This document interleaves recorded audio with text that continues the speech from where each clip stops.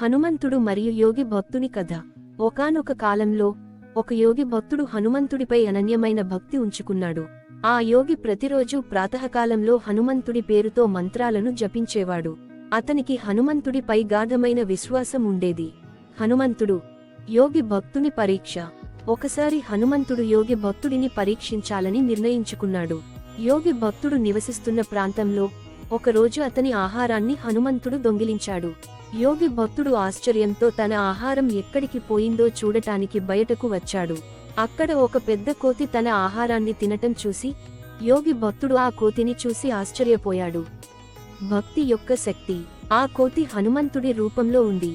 యోగి భక్తుడు కోతిని చూసి హనుమంతుడి ఆశీర్వాదాన్ని పొందినట్లుగా భావించి తక్షణమే హనుమంతుడి పేరు జపిస్తూ నమస్కరించాడు.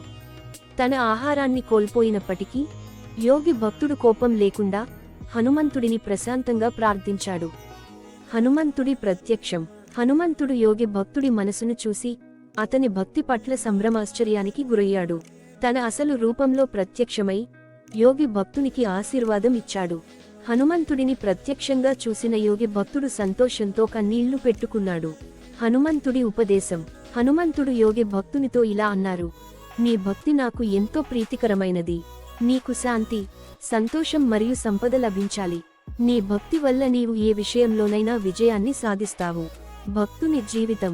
ఆ యోగి భక్తుడు హనుమంతుడి దీవెనలతో ఆనందంగా మరియు ప్రశాంతంగా తన జీవితం కొనసాగించాడు. హనుమంతుడి ఉపదేశం అతనికి మార్గదర్శిగా మారి జీవితంలో సర్వమంగళం పొందేలా చేసింది. ఈ కథ భక్తులలో నమ్మకం, వినయం మరియు సహనాన్ని పెంచటానికి స్ఫూర్తినిస్తుంది.